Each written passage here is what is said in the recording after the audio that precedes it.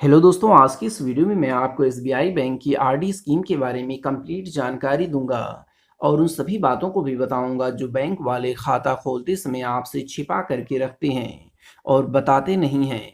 साथ ही साथ हम जानेंगे कि यदि आप एसबीआई बैंक में 500, 1000, 2000, 5000, 10,000 या 15,000 रुपए की आरडी करते हैं तो आपको कुल कितने रुपए का रिटर्न मिलेगा।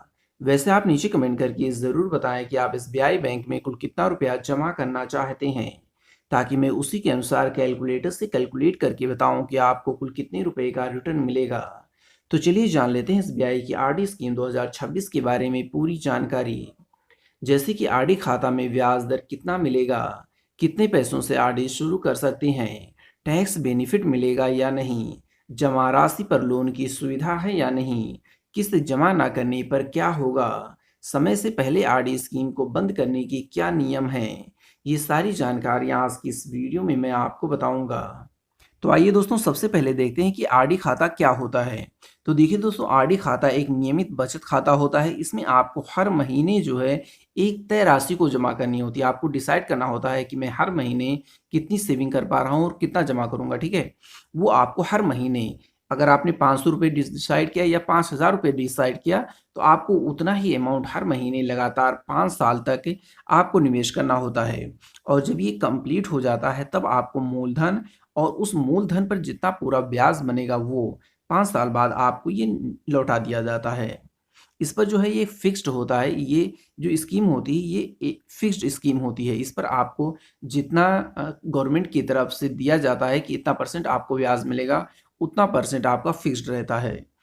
अब आइए देखते हैं कितने समय के लिए आरडी होती है। तो आरडी जो होती है आप 1 साल से लेकर के 10 साल तक के लिए कर सकते हैं। ज़्यादातर लोग 5 साल के लिए करते हैं, लेकिन मैक्सिमम जो रिटर्न आपको मिलता है वो 2 से 3 साल के बीच में मिलता है।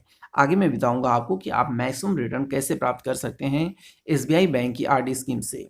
तो आपको यहाँ पे देखना है कि कम से कम आपको 1 साल की आरडी करनी होगी या फिर मैक्सिमम आप 10 साल की आरडी कर सकते हैं, ठीक है। अपनी ज़रूरत के हिसाब से आप 1 साल, 2 साल, 3 साल, 5 साल या 10 साल की अवधि आप चुन सकते हैं। आरडी शुरू करने के लिए कितने पैसे चाहिए? तो देखिए, मिनिमम आप 100 रुपये प्रत्येक महीने के हिसाब से आरडी कर सकते हैं और अधिकतम की यहाँ पर कोई भी सीमा नहीं है। आप जितने रुपया चाहें उतने रुपए की आरडी कर सकते हैं। आइए अब देखते हैं ब्याज दर कितना मिलेगा। तो देखिए, अगर आप 1 साल से ज़्यादा, देखिए मिनिमम तो 1 साल ही होता है, तो 1 साल से कम की आरडी होगी नहीं। तो 1 साल से अगर आप आरडी करते हैं लेकिन 2 साल से कम की आरडी करते हैं, तो आपको 6.8% का ब्याज मिलेगा। वहीं 2 साल से ज़्यादा की करेंगे लेकिन 3 साल से कम की अगर आप आरडी करेंगे तो 7% का, और यही जो होता है रिटर्न मैक्सिमम होता है।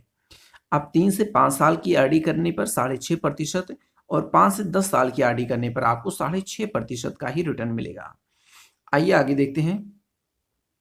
मैच्योरिटी की अगर बात की जाए तो ये जो स्कीम है वो 5 साल पर मैच्योर हो जाती है। 1 मिनट रुकिएगा। Yes, okay. तो मैच्योरिटी की अगर बात की जाए तो ये जो स्कीम है वो 5 साल में स्कीम मैच्योरिटी होती है। मैच्योरिटी में क्या होती है, अवधि पूरी जब हो जाएगी तो आपका जितना मूलधन होगा वो और जितना ब्याज होगा वो आपको वापस कर दिया जाएगा। पूरी राशि सीधे आपके सेविंग अकाउंट में ट्रांसफर कर दी जाती है।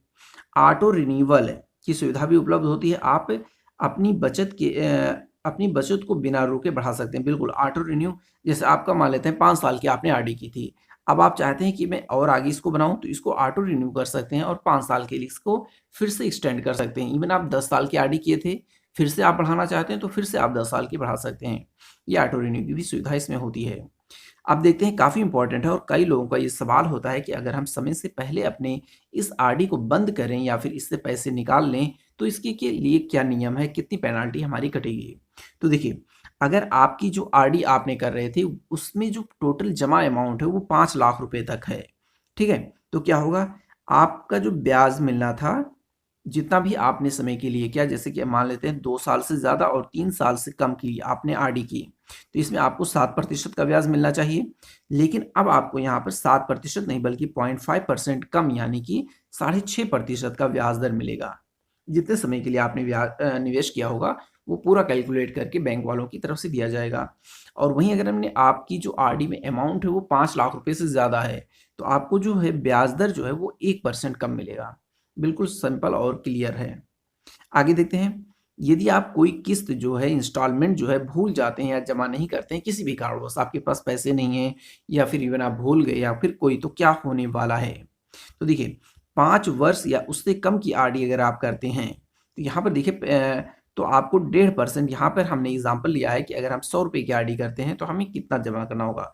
100 रुपये कर रहे हैं तो आपको 1.5 रुपये प्रत्येक माह, यानी कि 1.5% जो है 1.5% आपको पेनाल्टी देना पड़ेगा। वहीं अगर आप इस पोस्ट ऑफिस में करते तो आपको 1.5 नहीं बल्कि 1% ही पेनाल्टी देना पड़ता है। मतलब कि जितना आप जमा किए रहेंगे उसका 1% आपको पेनाल्टी के रूप में जमा करना होगा। 5 वर्ष से अधिक की आरडी कर रहे हैं अगर आप, ठीक है, तो 2 रुपये प्रति माह की आपको जुर्माना देना पड़ेगा। 2% का पेनाल्टी लगेगा 5 साल से ज़्यादा की आरडी पर। और अगर आपने 5 साल से कम की आरडी की है तो आपने जितना जमा कर रहे हैं ना उसका 1.5%, यानी मान लेते हैं, यहाँ पर मैं एग्जाम्पल के माध्यम से समझा रहा हूँ। यहाँ पे देखिए बिल्कुल एग्जाम्पल के माध्यम से दिया गया है। देखिए, आप अपनी किस्त 1,000 रुपये है, मान लेते हैं 1,000 रुपये हम हर महीने जमा कर रहे हैं।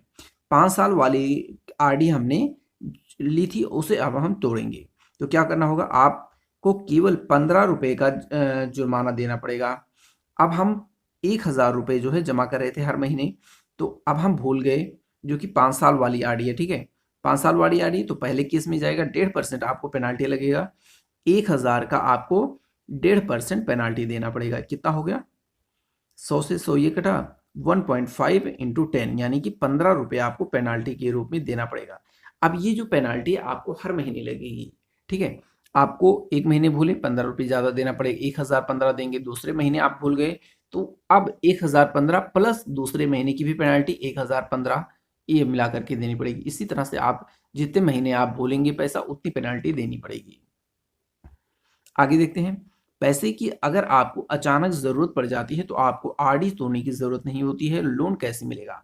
तो देखिए, आपने आरडी में जितना रुपया आपने जमा किया, आप 500 या 1,000 रुपये जितना भी जमा कर रहे थे हर महीने, उसमें आपकी आरडी में देखा जाएगा कि कितने रुपए अमाउंट जमा हो चुके हैं, ठीक है। अब उसका जो है आप 90% जो है ब्याज ले सकते हैं। मान लेते हैं आपकी आरडी में जो है 1,00,000 रुपये जमा हो चुका है। अब इस 1,00,000 रुपये पर आप 90,000 रुपये तक का लोन ले सकते हैं। टैक्स और टीडीएस का क्या नियम है? तो देखिए, आपको यहाँ पर जो है कोई भी टैक्स में छूट नहीं मिलती है। जो इनकम टैक्स की टीसी है उसके तहत आपको इनकम टैक्स में कोई भी छूट नहीं मिलने वाली है। लेकिन ये टैक्सेबल रिटर्न होता है, यानी कि आपका जो आरडी आपने किया है उस पर आपको जो रिटर्न मिलेगा, जो ब्याज मिलेगा, वो टैक्सेबल होता है। वो आपको इनकम टैक्स में दिखाना पड़ेगा अगर आप इनकम टैक्स भर रहे हैं, ठीक है। टीडीएस क्या होता है? टीडीएस का क्या नियम है? यदि एक साल में ब्याज जो है 40,000 रुपये से अधिक होता है तो 10% टीडीएस कटेगा। बिल्कुल, जैसे कि मान लेते हैं आपने जो इतना भी आप हर महीने जमा कर रहे थे पैसा, स्टार्टिंग में तो आपको 40,000 रुपये तक नहीं जाएगा, लेकिन बाद में मान लेते हैं 3 साल, 4 साल, 5 साल या 10 साल की अगर आपने आरडी की है तो 7-8 साल बाद आपकी जो अमाउंट बनेगा साल भर के अंदर है, मान लेते हैं आपने 5,00,000 रुपये हो गया साल भर के अंदर, ठीक है। एग्जाम्पल के माध्यम से मैं आपको समझा दे रहा हूँ। मान लेते हैं आप आरडी करते जा रहे हैं, आपको ब्याज मिल रहा है, उस पर कंपाउंडिंग लग रहा है और एक समय आया जिसपे 5,00,000 रुपये हो गया या कितना भी रुपये हुआ, ये आपके ऊपर डिपेंड है। मैं एग्जाम्पल के माध्यम से आपको समझा रहा हूँ।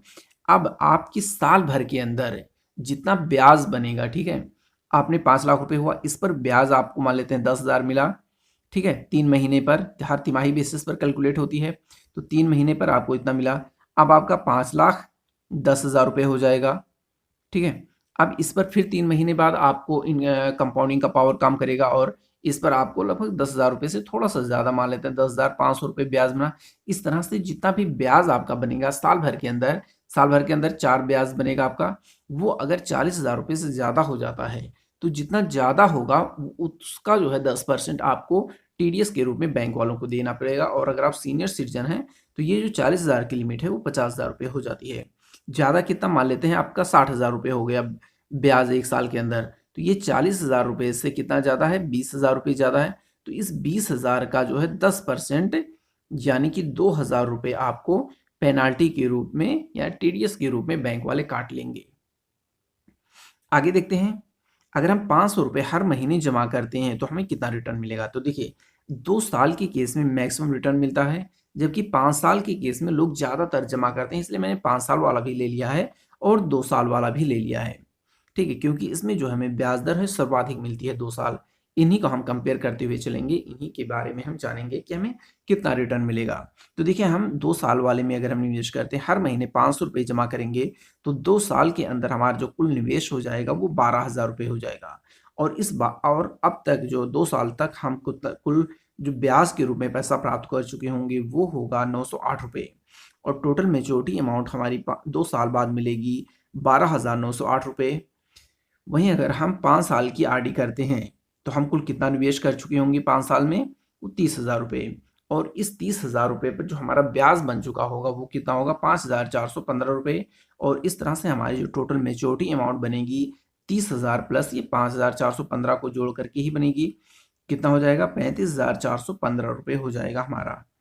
अगर हम ₹1,000 हर महीने जमा करते हैं, तो 2 साल तक जमा करने पर 7% की वार्षिक ब्याज की दर के हिसाब से हमारा जो टोटल जमा हो जाएगा 2 साल के अंदर पैसा, वो हो जाएगा 24,000। ठीक है? और कुल ब्याज इस पर कितना बनेगा हमारा 7% के हिसाब से? ₹1,816, और कुल मैच्योरिटी राशि जो हमारी हो जाएगी वो हो जाएगी ₹25,816।